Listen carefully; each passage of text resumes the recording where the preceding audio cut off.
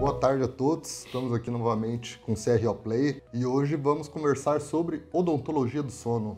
Vamos lá, queria agradecer aqui ao Otávio pelo convite, ao CRO, na pessoa do colega Aguinaldo Faria, nosso presidente, e vai ser um prazer aqui bater papo com vocês através do CRO Play. Vamos lá. Perfeito. Muito bem, nesse primeiro bloco a gente vai conversar um pouco da parte de diagnóstico, o que existe de problemas. E, professor, o que o cirurgião dentista precisa saber sobre sono? Legal. Primeiro a gente tem que lembrar que a gente passa 1/3 das nossas vidas dormindo, né?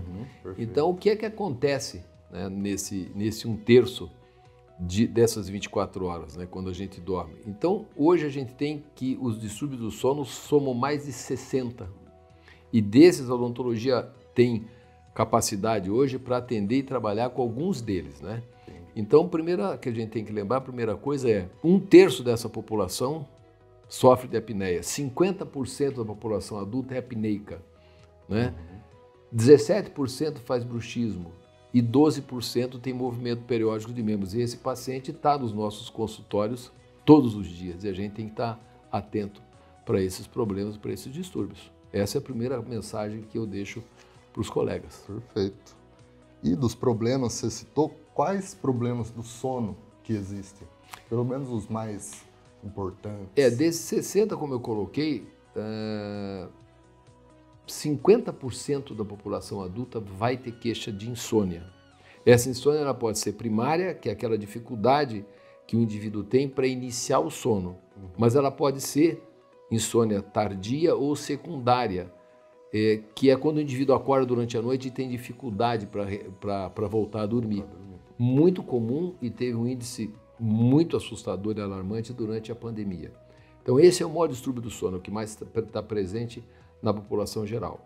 A apneia do sono, que é o indivíduo parar de respirar à noite, é altamente lesiva, insidiosa, é presente em 1/3 da população adulta, quer dizer, de 3 colegas, de 3 amigos que estariam sentados ali numa mesa, um deles vai apresentar a apneia do sono. Isso já está publicado internacionalmente e é um problema sério. A odontologia tem como atuar nessa área. Um outro problema é o bruxismo do sono, conhecido de todos nós. Aqui eu trago para você e para os colegas a atenção do bruxismo primário, como distúrbio de movimento, e do bruxismo secundário. Secundária é outra comorbidade, refluxo gastroesofágico, o próprio movimento periódico de membros, a apneia do sono e a questão medicamentosa. Perfeito. Tá? Então nós temos esses 3, digamos assim, como os mais presentes nos nossos consultórios no dia a dia. E desses problemas, para o cirurgião dentista fazer um diagnóstico de Boa pergunta. Quadro de... Existem, e isso aqui é um alerta para todos nós da área, existem questionários muito fáceis no Google hoje. Eu vou citar 2, que é a escala de sonolência de Epworth, que é uma escala que mede se o indivíduo tem sonolência durante o dia, que é o principal sintoma daquele que não dorme bem, é ter a sonolência durante o dia. E tem o Stop Bang, que é um questionário muito simples, também está no Google, é fácil de aplicar, que o indivíduo se manifesta ali se ele tem probabilidade de ser apneico. Mas a pergunta aqui, Otávio, fácil de fazer, assim, além de toda aquela anamnese que a gente está habituado a fazer no nosso consultório, perguntar ao paciente, você dorme bem? Se o paciente fala sim, eu nem consigo deitar direito na cama que eu estou dormindo, isso é um problema sério. Ninguém dorme antes de encostar a cabeça no travesseiro. Esse indivíduo, esse paciente pode estar privado de sono. E esses questionários todos que eu estou falando aqui, esses 2 que eu falei e os outros, está fácil de acesso. Sim. É só digitar lá, questionários para avaliar a qualidade de sono. E está no Google. Ver aquele que mais facilmente o colega e a gente possa aplicar e colocar na sua prática clínica diária que esse paciente vai estar lá. Esses problemas estão sempre associados a bruxismo, DTM, problemas do sono? Não. Ou não? Não. Mas eles têm muitas vezes relação. Sem dúvida. A relação, a coexistência do bruxismo do sono com a apneia, do bruxismo do sono com a insônia, e aí a gente tem que diferenciar, porque às vezes o indivíduo fala assim, eu ranjo o dente durante a noite, mas ele faz isso acordado porque não está dormindo, então tem que ter esse sinalzinho de alerta. Né? E do bruxismo do sono com o DTM, elas coexistem. Mas o que a gente tem em literatura é assim, o paciente que tem apneia, por exemplo, ele tem mais chances de desenvolver DTM do que aquele que não tem. E aqui eu queria deixar um alerta aqui. O cirurgião dentista, tirando o otorrino, e talvez até mais do que o próprio otorrinolaringologista, que se preocupa além do nariz, com o ouvido e se preocupa com a garganta, o cirurgião dentista é aquele que mais contato tem com a cavidade bucal. Sim. E o exame da cavidade bucal revela coisas muito importantes que podem trazer para o colega cirurgião dentista algum marcador, algum alerta de que esse paciente mereça e deva ter uma avaliação mais aprofundada a respeito do sono. Vou citar aqui coisas básicas: língua edentada, uma língua que parece ser volumosa e que não é, porque a arcada pode estar reduzida com o palato atrésico, a região da orofaringe, tá? Por exemplo, amígdalas grandes, o palato, a base da língua quase em contato com o palato mole. Isso vai indicar uma orofaringe, uma região de passagem de ar estreitada. Então, o profissional da odontologia, ele está praticamente ali todos, né, trabalhando com o paciente em posição supina, ele está olhando para uma orofaringe, para uma região bucal muito próxima da que o paciente fica à noite. Então, nós temos esses indicativos. As malformações dentofaciais que nós conversávamos em off, né, principalmente paciente classe 2, com a mandíbula retrusa. A contrai a via aérea. Isso.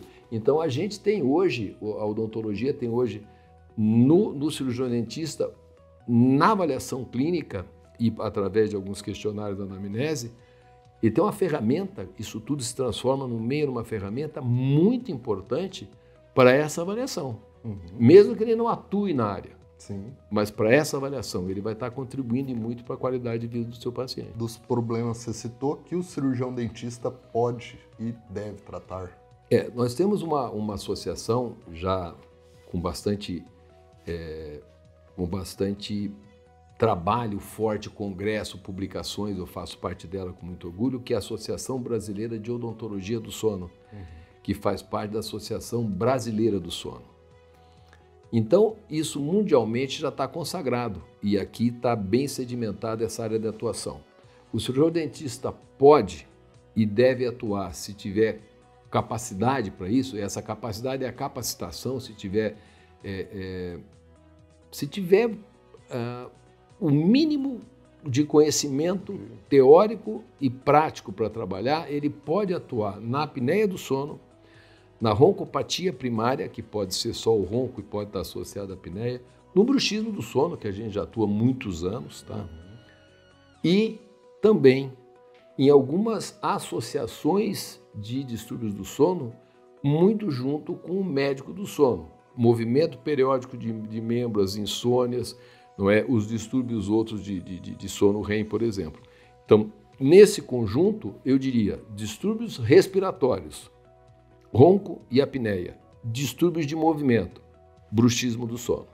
Eu acho que essas são as três áreas, os três problemas de sono que o cirurgião dentista atua com muita competência. Ainda sobre o bruxismo do sono, quais são os riscos ali de um tratamento ou alguma consequência associada a mais fatores externos? Não, bacana. O bruxismo do sono está na odontologia desde que eu me lembro. Eu me formei em 79 e já se falava na academia, na federal, a respeito do bruxismo do sono. Então, o cirurgião dentista tem essa questão na prática clínica geral.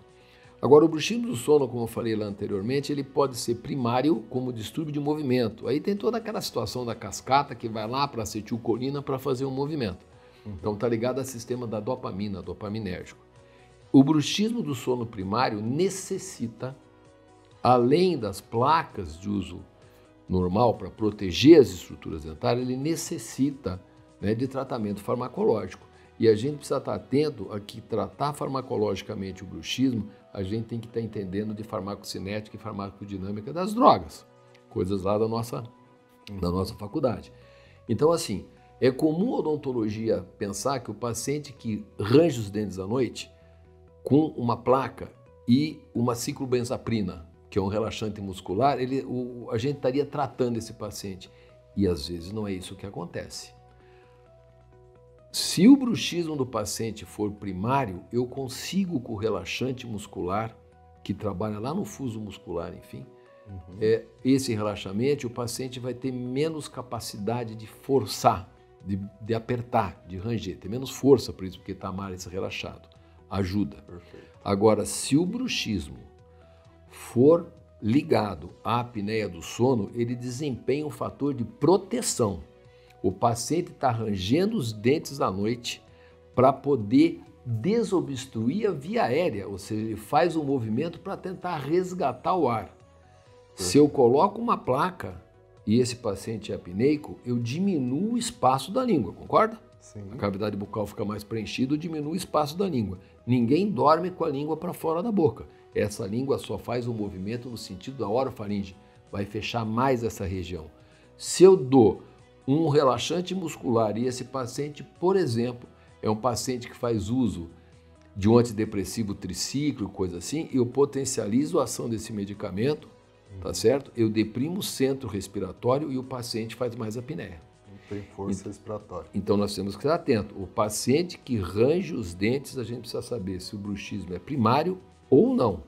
E se estiver ligado com refluxo, né, Otávio, como a gente já conversou, Sim. a gente tem que tratar esse refluxo.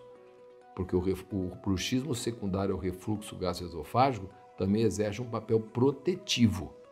Então, é um bruxismo secundário, teria que tratar a causa. Talvez essas duas situações sejam as mais importantes para a gente discutir aqui hoje. Fechando esse primeiro bloco, a gente conversou bastante sobre essa parte diagnóstica. O pessoal que está assistindo a gente já deixou o like, está seguindo, comentando, compartilhando. E para a sequência do bloco, a gente vai voltar a falar um pouco sobre mais de tratamentos sobre esses problemas do sono. Vamos lá.